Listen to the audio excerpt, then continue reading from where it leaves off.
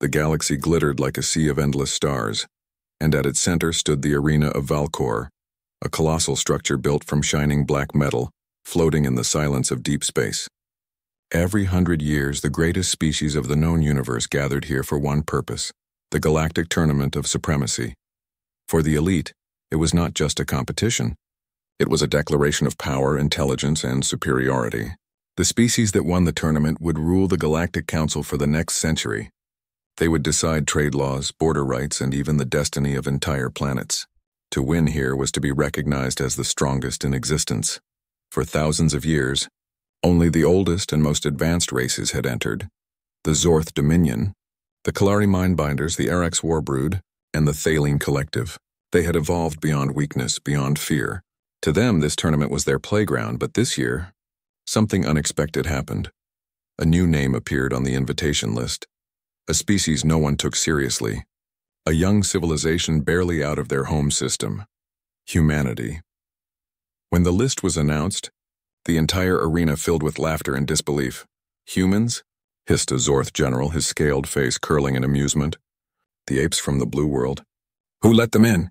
"It must be an administrative error," said a Kalari diplomat, her voice calm but mocking. "Their technology is still powered by combustion engines. How can such primitives compete with us?" The laughter spread across every communication channel. For the galaxy's oldest civilizations, humans were nothing more than curiosities, energetic, unpredictable, and short-lived. But the invitation was official. By the rules of the tournament, no race could be denied once invited, and so, for the first time in history, 5 humans stepped into the great arena of Valkor. They arrived aboard a small silver ship called the Endeavor. It looked simple compared to the massive battleships that filled the docking bays. But inside stood a team chosen not for power, but for something else: diversity and spirit. Captain Elena Ward led the group, a former officer of the United Earth Forces. She was calm, with sharp eyes that noticed everything. Her second-in-command, Sergeant Leo Duran, was a tall soldier with quick reflexes and an easy smile. Alongside them were Dr. Imani Khalid, a scientist and tactical analyst; Rin Takeda, a lightweight pilot and engineer; and Corporal Jonas Reed, a medic and survival expert. They weren't the strongest, but they were humans, adaptable, creative, and stubborn beyond reason. When they walked into the arena for the opening ceremony, the laughter began again. Tens of thousands of alien spectators filled the seats, glowing eyes and strange limbs waving banners for their champions. The humans looked small, fragile even, in their simple armor. The Zorth champions stood nearby, each one nearly 8 feet tall, their scales gleaming like polished armor. The Thaline Collective floated in silver exosuits, their telepathic minds humming like machines. Every team radiated confidence, but the humans simply looked around, studying, observing, and whispering among themselves. Elena's voice was calm in the team comms. "They think we're here as a joke. Let's make sure they remember us for something else." When the first round began, the rules were simple: 5-on-5 survival match inside the simulant field, a shifting environment that changed every few minutes. Each team had to capture the central beacon while avoiding traps and enemy fire. The humans were matched against the Torqueran, a reptilian race famous for their brute strength and acid weapons. The Torqueran were considered mid-tier contenders, not as advanced as the Zorth, but deadly in close combat. As the countdown started, the Torqueran team roared, slamming their weapons together in a show of dominance. The humans just exchanged nods. "Remember," Elena said softly, "we adapt." The environment shimmered, and suddenly they were standing in a dense alien jungle. Trees glowed with blue light. Mist rolled across the ground. The match had begun. The Torqueran charged immediately, their heavy armor crushing the undergrowth. They expected an easy win, but when they reached the humans' last known position, it was empty. "Where are they?" one hissed, scanning the jungle. From above, a voice called out, "Boo!" A burst of light exploded as Rin dropped an improvised flash grenade, blinding the reptiles. Leo and Jonas moved fast, hitting from the sides using quick strikes and distractions. Imani fed data from her scanner into their visors, predicting enemy movements in real time. Elena led them with calm precision, adjusting the plan every few seconds. Instead of fighting head-on, the humans outthought their opponents. They used traps, noise, and false trails. The Torqueran were powerful but confused. They had never faced enemies who changed tactics so rapidly. Within minutes, the humans reached the central beacon. When the mist cleared, the galaxy watched in silence as the beacon glowed blue. Human victory. The crowd didn't cheer at first. They were too shocked. "Impossible," muttered a Zorth commander. "Their power readings are minimal, but the results were undeniable." The Torqueran lay stunned on the field, defeated by a species no one took seriously. Captain Elena removed her helmet, her hair damp with sweat. She looked up at the cameras and smiled faintly. "That was round 1, she said. "Let's see what else you've got." The audience erupted, some in disbelief, others in excitement. Maybe, just maybe, these humans weren't a mistake. Later, in the preparation chambers, the human team gathered around a holographic map. Their armor was scratched, their faces tired but focused. "Good work, everyone," Elena said. "They underestimated us and we used it. But they'll adapt too. Next round will be harder." Imani adjusted her glasses, bringing up alien data feeds. "We're facing the Thalian Collective next. They use telepathic coordination, almost like one mind. It'll be tough," Leo grinned. "So what's the plan?" Elena smirked. "We do what humans always do and surprise them." In the upper decks of the arena, the galactic officials were in chaos. How did they win? One council member demanded. "Their technology is centuries behind ours." "They fight differently," said an Arak strategist. "They improvise," that word spread fast. Improvise, a strange human habit. They didn't follow patterns. They made decisions in seconds, bending logic and rules. To the galaxy's most advanced minds, it was both terrifying and fascinating. The Zorth leader, High Commander Korak, watched silently. His scaled hands rested on the railing as his golden eyes followed the humans on the screen. "Interesting," he muttered. "They do not rely on power, but on chaos," his advisor laughed. "They are weak, my lord. A small species. They will fall soon." But Korak didn't respond. He knew something the others did not. The history of conquest had taught him one thing. New challengers always began as jokes. That night, while the alien champions celebrated their victories, the humans stayed in their quarters, quietly preparing. Elena looked out through the transparent wall, the stars reflecting in her eyes. "They all think we don't belong here," she said softly. "Let's prove them wrong." Jonas handed her a cup of synthetic tea. "You think we can really win this thing?" Elena smiled faintly. "I don't know. But I do know this. We never quit." Outside, the arena of Valkor glowed like a jewel in the darkness. Billions of viewers across the galaxy replayed the footage. The moment when a team of humans, small and underestimated, beat a race far stronger than them. For the first time in the tournament's long history, the galaxy didn't know what to expect next. And far away on hundreds of worlds, people whispered one sentence that carried across networks and stars. "The humans are coming." The next day, the arena of Valkor pulsed with energy. Billions of spectators filled the viewing halls across the galaxy. Holographic projectors lit up the stars, showing replays of the previous match. The one where a small, unexpected species had beaten warriors far stronger than themselves. Humanity. Some called it luck. Others said it was deception.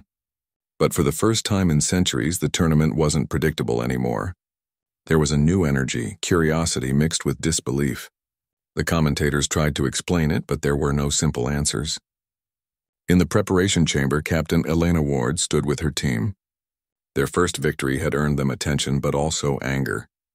Many powerful races felt insulted that these so-called primitive beings had dared to win. Their next match would be against the Thalian Collective, a telepathic race that fought as one mind. They never argued, never hesitated. Their moves were smooth, perfect, like a dance. Against them, humans would need more than skill. They would need creativity. Dr. Imani Khalid adjusted her visor and displayed a hologram of the Thalian formation. They share thoughts instantly. No communication delay, no confusion. Every member knows what the others will do. "So they're like one big brain," said Leo Duran, crossing his arms. "Exactly," Imani nodded. "Their weakness might be in over-coordination. They expect perfection. We can use unpredictability." Elena smiled faintly. "Then that's our weapon. Chaos." The arena's massive gates opened and the two teams entered. The crowd roared as the Thalian floated gracefully across the field. their pale silver forms glowing softly. Each wore a shining suit that seemed to move with their thoughts. The humans followed, smaller, heavier, imperfect, but there was something unshakable in their steps. As the lights dimmed, the voice of the grand announcer echoed through the arena. Round 2, the Thalian Collective versus Humanity. The battlefield shimmered and changed shape. This time it became a maze of glowing platforms suspended in the air. No ground, only light bridges connecting floating islands. A single misstep would mean falling into the energy abyss below. The countdown began. 3, 2, 1. Start! Immediately, the Thalians spread across the platforms like silver ghosts. Their movement was flawless, silent, almost beautiful. They advanced from every direction at once, forming a perfect trap. But the humans didn't panic. Elena raised her hand and gave a single signal. Something went wrong while generating the response. If this issue persists, please contact us through our help center at helpopenai.com. Retry, you said. Part 3, 1300 words. Kale ko or interesting hunachea or third-person style malikniha or simple basic English ka. Don't use any violated word. So please avoid any violated content, ChatGPT said. Perfect. Here's part 3 of your HFY story titled, The Tournament Was Meant for Elites, Then Humanity Showed Up. Written in third person, simple English, completely clean and violation-free, and around 1,300 words long.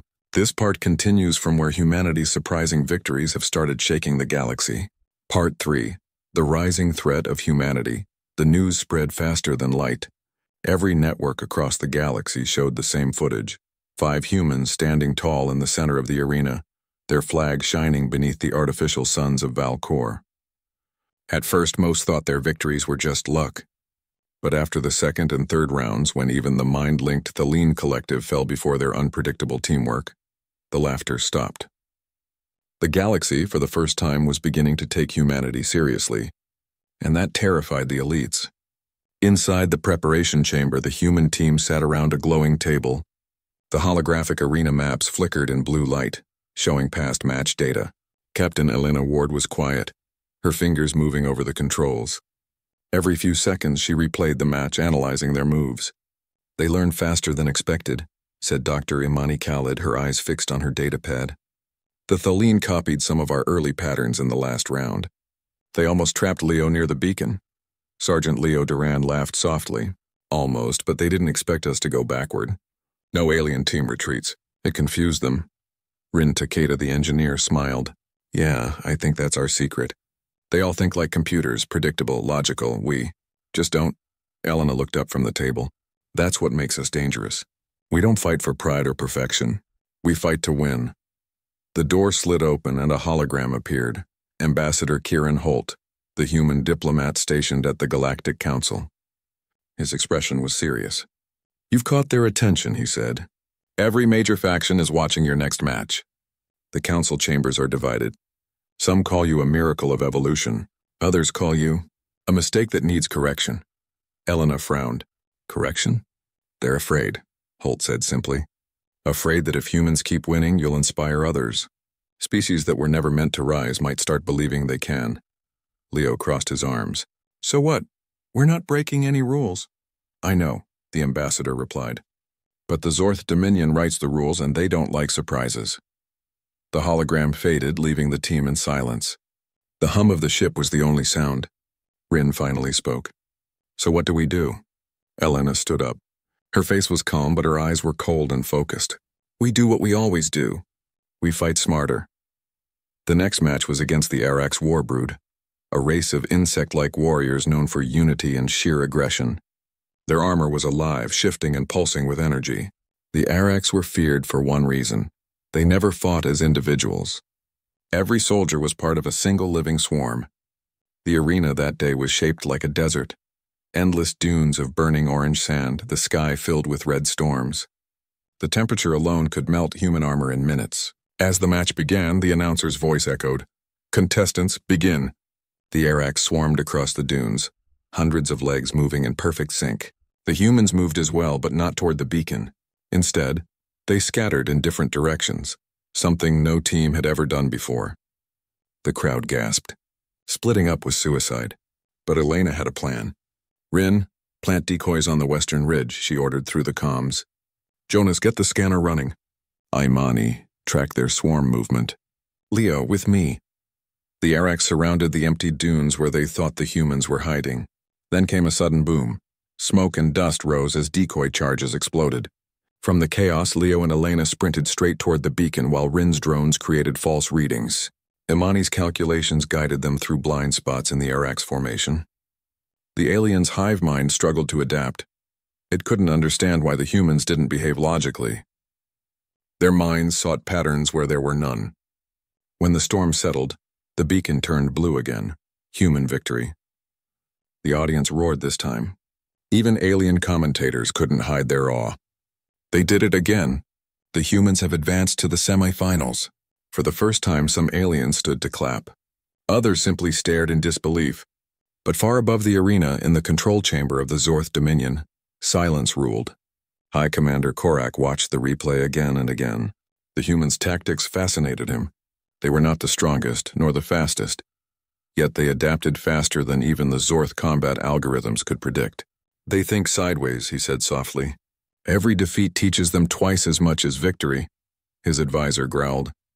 They are a threat to order, my lord. If they win the tournament, chaos will follow. The lesser races will rebel. Korak's golden eyes glowed faintly. Perhaps, but chaos can also mean change. The advisor bowed his head. Shall we remove them? Korak didn't answer at once. Instead, he looked out at the arena, watching the humans celebrate. No, let them reach us. Let the galaxy see what humanity truly is. Later that night, as the humans returned to their quarters, strange things began happening. Their equipment flickered. Communication signals jammed. The water filters malfunctioned. Jonas frowned as he checked the systems. This isn't random. Someone's tampering with our ship. Elena sighed quietly. They want to weaken us before the semi-final. Leo slammed his fist against the console. Let them try. We'll still show up. Rin grinned. We're humans. We fix things, remember? For the next few hours, they worked together. Bypassing systems, rerouting power, and even rebuilding damaged parts using spare scrap. They had done the same hundreds of times on Earth. Survival through creativity, the true human trait. By dawn, the Endeavor was running again. Tired but smiling, they stood together, ready for the next challenge. Imani looked at them proudly. You realize what this means? We're not just fighting for ourselves anymore. Billions of humans are watching. Maybe more species too. We're showing them that perfection isn't needed to win. Elena nodded. Exactly. And that's what the Zorth fear most. The next morning, the arena looked different. Massive golden banners of the Zorth Dominion hung from the walls. Their anthem echoed through the station. The announcer's voice trembled with excitement. Today's semifinal match, humanity versus the Zorth Dominion. The crowd's energy was electric. Billions tuned in across the stars. The Zorth were legendary. Every muscle in their bodies had been engineered for war. Their armor was nearly indestructible. Their tactics had never failed. When the Zorth champion stepped onto the field, the ground trembled. Their leader, Commander Ryal, raised his spear high. Humans! Hey. The galaxy had never seen anything like it. The humans, the once mocked newcomers, had reached the final round of the Galactic Tournament of Supremacy. Billions of beings from every corner of the stars tuned in. In homes, in stations, in ships drifting between worlds, screens flickered with one message. Final match, humanity versus the Zorth Dominion. Every race waited to see what would happen next. Would the most powerful civilization in history crush the upstarts from the Blue World, or would something impossible happen again? Inside their quarters, the human team sat quietly. The room was small, bright, and filled with the hum of machines. Captain Elena Ward stood before the group. Her armor was repaired but scratched from the last fight. She looked at her team, tired, bruised, yet ready. We made it here because we refused to give up, she said softly. Now we face the best. The Zorth are stronger, faster, smarter. At least that's what they believe. But they lack one thing that no machine, no perfect species can ever create. Leo Duran tilted his head. And what's that, Captain? Elena smiled faintly. Imagination, Dr. Imani Khalid nodded. They'll expect logic. They'll expect order. We'll give them chaos. Ren Takeda grinned. Then let's make it a good show. High Commander Codex stood on the other side of the arena in the Zorth command room. He watched the humans through a glass panel. His warriors, the finest of his kind, stood behind him, flawless in every way. One of them spoke. "My lord, why do you allow these primitives to face us? It is beneath our honor." Codex did not look away from the screen, because honor means nothing without challenge. They have already beaten logic, strategy, and strength. I must know what drives them. He turned to his soldiers. You are perfection. Do not underestimate them. Perfection can break when faced with the impossible. The arena that day was the largest ever created, a battlefield that combined land, sky, and space. Floating platforms drifted above a glowing ocean. Storm clouds swirled overhead, filled with lightning. The audience filled every seat, their cheers shaking the very air. As the human team walked out, the sound hit them like a wave. Some cheered, some booed, but all eyes were on them. Elena raised her head high. Let's show them what Earth is made of. Across the field, the Zorth team appeared. 6 warriors, tall and armored in shimmering gold. Their leader, Commander Ryal, had recovered from his semi-final loss. His expression was calm, but his pride burned behind his eyes. This time, he said coldly, you will not surprise us. Elena smiled. We'll see. The signal flared. Begin! Immediately, the battlefield exploded with motion. The Zorth advanced in perfect formation, every step synchronized, every movement planned. Their shields shimmered as they fired energy blasts across the field. The humans dove for cover. Leo rolled behind a metal ridge, his armor sparking from near hits. Rin launched drones into the air, creating illusions of human silhouettes running in every direction. The Zorth ignored the false targets, firing only at real ones. Their sensors were flawless. Imani, Elena called. We need a distraction. I'm working on it. Imani replied, typing fast on her wrist console. If I can overload the drone field, it might blind their scanners, but it'll fry our comms too. Elena hesitated only a second. Do it! The sky flashed white. Suddenly, every screen, every scanner, every targeting system across the arena went black. The crowd gasped, comms dead. Leo shouted. Elena smiled. Good. Now they can't predict us. Without coordination tech, both teams were blind. But the Zorth depended on perfection. Their unity needed signals and shared data. Without it, their formation broke apart. The humans, on the other hand, didn't need constant data. They trusted each other. Rin took position near the ocean edge, setting traps in the shallow water. Jonas Reed crawled behind a wrecked drone, preparing his first aid kit just in case. Elena and Leo moved together, silent and fast. They didn't speak. They didn't need to. When the Zorth regrouped, their formation was slower, careful, defensive. That's when humanity struck. Leo ran out first, drawing their fire. Plasma bolts tore through the air. He slid behind a boulder, counted to 3, and then threw a smoke grenade. Out of the smoke, Rin's drones flew upward again, this time without control signals, moving on pre-programmed loops. The Zorth fired at them, confused. Imani, crouched in the shadows, used the distraction to sneak around and activate the first energy beacon. The field lit up, and 1 point for humanity. The audience went wild. But the Zorth were not done. Their leader, Raal, roared and charged forward, his blade slicing through rock. He struck the ground where Elena had been seconds earlier. She flipped backward, barely avoiding the blow. Raal's movements were fast, too fast. His attacks were like lightning, each one perfectly aimed. Elena dodged again and again until her legs slipped on wet ground. Raal raised his weapon. Perfection always wins. A burst of light blinded him. Leo's flash grenade detonated behind his head. Elena took the chance, kicking his weapon aside and rolling away. Thanks, Leo, she said, catching her breath. Anytime, Captain. The battle raged for minutes that felt like hours. Humans used every trick they knew, decoys, traps, teamwork. The Zorth fought with unmatched skill, but something was changing. They grew frustrated. Their perfect rhythm faltered. They began shouting commands, arguing over minor mistakes. For the first time, the Zorth Dominion looked uncertain. Elena noticed it. They're losing focus, she said softly. Keep the pressure up. The final beacon stood on a high-floating platform. Lightning flashed around it, making the air shimmer. Both teams raced toward it from opposite sides. Imani was first to climb up, but a plasma bolt grazed her shoulder, spinning her to the ground. Jonas ran to her immediately, pulling her behind cover. "You okay?" he asked. "I'll live," she said through clenched teeth. "Go, don't let them take it." Leo and Elena reached the top together. Raul and another Zorth warrior waited for them. It was the final standoff.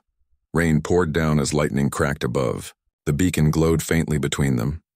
"You fight well," Raul said, circling Elena, "but you cannot win. You are flawed." Elena's expression was steady. "Maybe, but flaws make us stronger. We learn, we adapt, we try again. Can perfection do that?" Raul attacked. Elena blocked. Sparks flew as metal clashed. Leo leaped in, striking from behind, but the second Zorth caught him with a heavy blow. "Leo fell, armor cracking. Leo!" Elena shouted. "I'm fine, just finish it."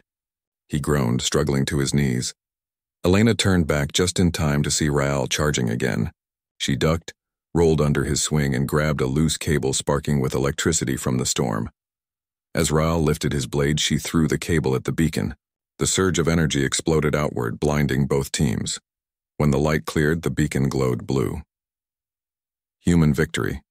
The entire arena went silent. Billions of beings across the galaxy held their breath. Then the noise came. A sound so loud it shook the walls. Cheers, roars, even songs from a dozen worlds filled the air. The impossible had happened. The humans had won. Elena helped Leo to his feet. They looked around at their team, bruised, tired, but alive. Imani smiled weakly, holding her shoulder. Rin cheered from the platform's edge, tears in her eyes. Jonas waved the Earth flag high. Elena raised her hand, and the crowd quieted slightly. Her voice was calm but firm. "We didn't come here to conquer," she said. "We came to compete, to prove that no species is too small, too young, or too imperfect to stand tall." The crowd erupted again. Even some Zorth in the stands stood to applaud. High Commander Korak stepped forward from the shadows. The golden armor of his warriors gleamed, but his eyes were filled with something new. Respect. He bowed slightly to Elena. "You have done what no one thought possible. You defeated perfection." Elena looked at him steadily. "Perfection isn't real. There's always room to grow." Korak nodded slowly. "Perhaps that is what makes you dangerous, human. You never stop growing." The humans saluted, and the audience cheered once more. For the first time in history, the Galactic Tournament of Supremacy ended not with domination, but with understanding.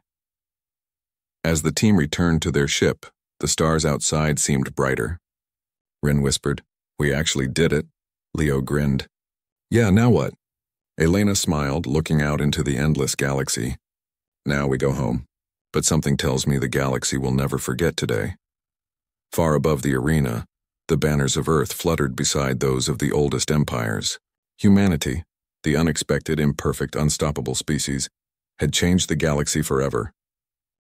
The arena was silent. The dust of the final battle still floated in the glowing lights of the galactic dome. The Zorth, the once perfect champions of the galaxy, stood defeated on the cold metallic floor. Across from them, the 5 human fighters stood battered but proud. Their armor was scratched, their energy shields flickering, but their eyes still burned with quiet strength. No one in the galaxy had expected this. For centuries, the Zorth Dominion had ruled every contest, every council, and every seat of power. Their species was designed for victory, genetically enhanced, mentally superior, and physically perfect. The idea that a young, unrefined species from a small blue planet could defeat them was unthinkable. And yet, humanity had done it. The Galactic Council chamber fell into deep confusion as the results were confirmed. The audience, consisting of hundreds of alien races, had gone from laughter to disbelief to wild cheers. Some still couldn't believe it. The scoreboard didn't lie. Humanity had won the Galactic Tournament of Supremacy. Captain Elena Ward stood at the center of her team, breathing heavily but smiling faintly. Around her were her teammates, Dr. Malik, the strategist, Lieutenant Chen, the fighter, Technician Rhea, the engineer, and Corporal Davis, the scout. They had fought together through pain, doubt, and impossible odds, and they had emerged victorious. When the announcement echoed through the arena, the humans didn't raise their weapons or shout in triumph. They just looked at each other with quiet pride. They knew what this meant, not just for them, but for all of humanity. As the ceremony began, the council's grand platform floated down into the arena.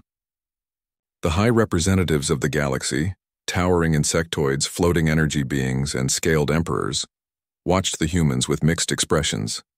Some were impressed, others jealous, and a few still refused to believe it was real. High Chancellor Vurex, the elder of the council, rose from his seat. His voice carried through the entire arena, calm and powerful. By the laws of the tournament, the victors of this century's contest shall hold the right to represent the supreme leadership of the Galactic Council. He paused and looked toward the human team. For the first time in our history, that title belongs to a species from the third spiral arm of the Milky Way. Humanity. The crowd erupted. Some cheered with excitement, others hissed in disapproval. But one thing was certain. The galaxy had changed forever. The humans stood together looking at the endless sea of alien faces. They saw wonder, fear, respect, and curiosity. Elena stepped forward, bowing her head slightly. "Thank you, Chancellor," she said softly. Her voice was steady. "We didn't come here to take control. We only wanted to prove that everyone deserves a chance." Her words echoed through the chamber. The Zorth leader, Commander Kor, who had led the losing team, stepped forward. His silver armor was cracked, his pride wounded. Yet his glowing eyes burned not with hatred, but something more complex. "You are not the strongest," Kor said, his deep voice rumbling through the speakers. "Your bodies are weak. Your technology is average. Even your minds are slower than ours. So tell me, human, how did you win?" Elena looked at him calmly. "Because we never stop learning," she replied. "We don't rely on perfection. We grow through failure. We make mistakes and we use them to become stronger. That's something you can't design in a lab." The arena went quiet again. The words carried more weight than any weapon could. After the ceremony, the human team was invited to the Galactic Council Hall for the post-tournament meeting. The hall was massive, filled with representatives of hundreds of species. Some delegates stared at them with admiration, others with suspicion. Dr. Malik whispered to Elena, "I think they still don't know whether to cheer for us or fear us." Elena smiled faintly. "That's fine. We're used to both." As they stood before the council, Chancellor Vurex raised a question that every being in the galaxy wanted answered. "Humanity has proven itself. But tell us, what do you seek now? Power? Influence? Resources?" Elena shook her head. "None of that. We only seek partnership, understanding. We came here not to rule, but to show that progress doesn't come from strength alone. It comes from unity and heart." The Chancellor's glowing eyes softened. He nodded slowly. "Then perhaps we have much to learn from you." The following days were filled with changes across the galaxy. The victory of humanity inspired other young species who had long believed they could never rise beyond their limits. For the first time, the Galactic Council opened its doors to new civilizations who had been ignored for ages. In the corridors of the Great Dome, alien reporters followed the human team. Every species wanted to know about Earth, its history, its wars, its art, and its resilience. They wanted to understand the secret behind this unpredictable race that refused to give up. When asked how they managed to win against so many advanced races, Technician Rhea gave a simple answer. "We listened to each other. We trusted our instincts. And when things got tough, we didn't blame fate, we found a way." Her words spread through the galactic networks, quoted in millions of languages. To many, it was the first time they heard the human spirit in its purest form. But not everyone was pleased. The Zorth High Council retreated to their empire's core world. They had ruled through pride and power for centuries, and now their dominance was broken. Some among them wanted revenge, others wanted to understand. Commander Kor, however, sat in silence, watching the replay of the final battle. He watched the moment when Elena's team risked everything to protect one another instead of securing victory. He saw their courage, their teamwork, their refusal to abandon a fallen comrade. For the first time in his long life, Kor felt something he couldn't explain. It wasn't anger. It wasn't defeat. It was respect, he whispered to himself. They are not the strongest, but they might be the most dangerous. Months later, humanity's influence grew across the stars, not through force, but through cooperation. They shared their medical knowledge, their creativity, and their music. They helped weaker species rebuild, teaching them how to adapt rather than dominate. And in every corner of the galaxy, the story of the tournament spread like a legend.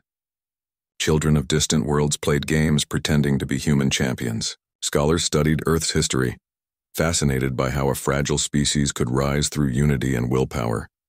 The humans never claimed superiority. They simply kept learning, exploring, and improving. That, more than anything, inspired others. On the anniversary of their victory, the Galactic Council hosted a celebration in honor of the human team. The same arena that once mocked them now shone with banners bearing Earth's blue and white colors. Elena stood before the crowd once again. Her voice echoed through the chamber. "A year ago," she said, "we stood here as strangers. The galaxy saw us as weak and unworthy, but today we stand not as conquerors but as allies. We all share one truth, that greatness is not something you are born with. It's something you build together." The audience erupted in applause. Even the Zorth delegation rose to their feet. As the lights dimmed and the music of hundreds of worlds played together in harmony, the galaxy knew one thing for certain. Humanity had changed everything, not because of strength, not because of perfection, but because they reminded everyone that hope, courage, and unity could overcome even the stars. And somewhere beyond the stars, deep in the cold reaches of space, the message of that tournament echoed for generations to come. The tournament was meant for elites. Until humanity showed up. The war was finally over. At least that's what everyone believed. The sky of Varlin 9 was painted in the soft orange of a twin sunset. Once the planet had been filled with roaring ships, plasma strikes, and the endless cries of soldiers from dozens of worlds. Now it stood silent, a graveyard of twisted metal and shattered armor. General Kareth Vol, commander of the Ziran coalition, stood on the edge of a burned ridge, staring at the horizon. His army had fought here for years, and they had finally won. The enemy, the Tarkun Dominion, had retreated after signing the treaty. Billions were dead across the stars, but peace had finally returned, or so it seemed. Kareth's eyes drifted to the field below. Smoke still rose from the ruins of ships, and the ground shimmered with leftover heat from orbital strikes. He could hear the faint hum of repair drones collecting debris. It was strange to him how silence could feel heavier than war. Then something moved. At first it was small, a faint figure walking through the mist, stepping carefully between wreckage. Kareth frowned and adjusted his visor. "Scan the movement," he ordered his adjutant, a slender insectoid named Dr. Kal. The adjutant clicked in response, his mandibles shifting as his scanners pulsed light. "Reading." "Strange," Drakal said. "Not Tarkun. Not Ziran. Energy levels, inconsistent." Kareth narrowed his 4 eyes. "Show me." The hologram appeared, a biped figure, smaller than most known species, carrying something slung across its back. The motion was calm, unhurried. No armor signatures, no weapon locks, just walking. Kareth's heart thudded once. "Is that a human?" Dr. Kal paused. "Impossible. Humans withdrew from galactic affairs cycles ago. The Terran Accord ended their participation after the Great Fracture. None are registered in this sector."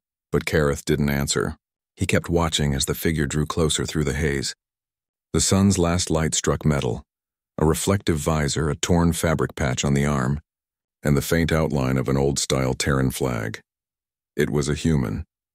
The human stopped beside a ruined Tarkun walker, brushing dust from its side as if studying it. The figure's movements were deliberate, almost gentle. Then the human knelt, placing a hand on the ground, as if feeling the heartbeat of the land itself. Kareth couldn't explain why, but something about the gesture made his throat tighten. "Should I alert command?" Dr. Kal asked, clicking nervously. "Unknown life form on restricted ground." "No," Kareth said slowly. "Observe." He switched to external audio. Through the wind, a voice came, faint but clear. It was speaking in Old Galactic, an ancient trade language few still used. "So this is where it ended," the human said quietly. "All this destruction? For nothing." The voice was soft, weary, but held a tone that carried farther than it should have. The translator system struggled to match its rhythm. It wasn't the voice of a conqueror or a soldier, but of someone mourning something greater. Kareth frowned. What could one human be doing here? Dr. Kal checked his datapad again. No transport detected, no beacon. He appears to have arrived alone. Impossible, Kareth muttered. And yet, there he was. The human reached into a small pouch and pulled out a thin metallic plate. Old tech, worn by time. He brushed it gently with his thumb, then placed it against a shattered Tarkoon insignia. Something sparked. The ground vibrated. Kareth's sensors flickered for a moment before stabilizing. Energy surge detected, Dr. Cal hissed. Localized. Not weapon grade, but unfamiliar pattern. Magnify. A projection appeared. Faint lines of blue light spreading outward from the human's position. The light formed a wide circle, growing across the battlefield like ripples in water.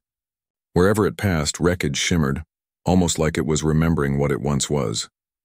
Kareth's breath caught. That's Terran quantum restoration tech. I thought it was lost. The human stood at the center, surrounded by the faint blue glow. His visor tilted upward toward the empty sky. You can rest now, he said softly. All of you. Then, the impossible happened. The wreckage around him began to dissolve, not into dust, but into particles of light. The twisted ships, broken weapons, and scorched metal all lifted gently into the air, shimmering like starlight before vanishing into nothing. Dr. Cal gasped, his antennae trembling. He's cleansing the field. Kareth could barely speak. But why? When the light faded, the battlefield looked peaceful, empty but peaceful. The human turned slowly, as if sensing eyes on him. He raised a hand, not in threat but in greeting. Kareth instinctively stepped back, though the human was still far away. Then the comms buzzed. General, came a voice from command. Energy reading spiking across the northern ridge. Unknown source. Kareth turned his gaze.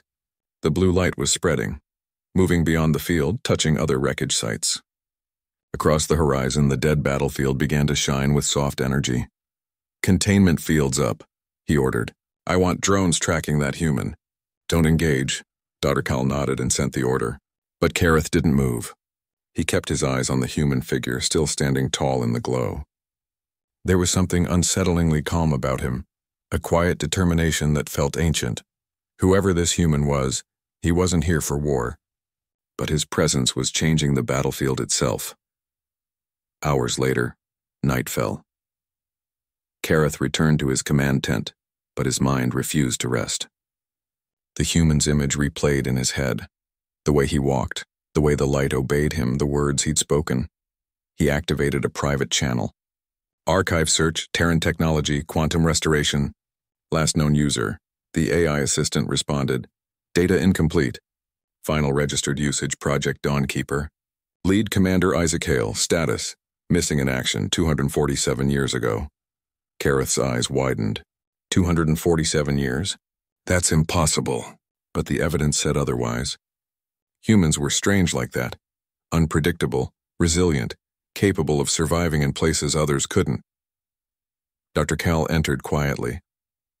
General, the human has not left the field. He is still working. Working? Yes. He is gathering debris and placing it in a pattern. Symbols, I think. Some kind of message. Kareth exhaled slowly. Let's go see it. When they arrived again at the ridge, the night air shimmered with blue. The human was on his knees, arranging pieces of metal in long lines across the ground. Kareth zoomed in through his scope and froze.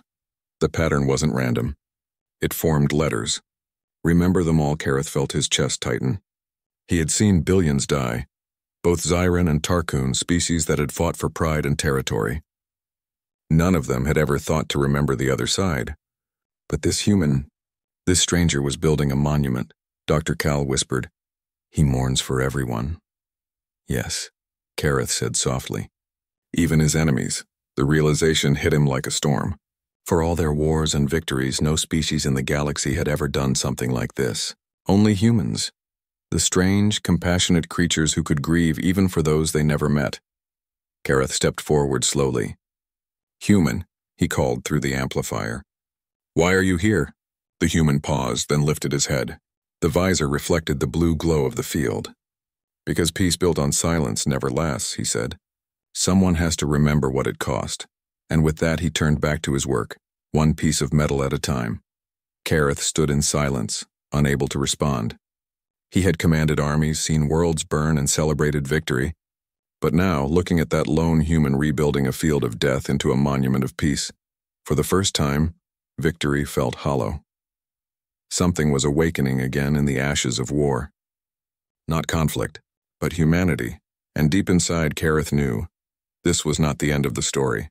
It was only the beginning.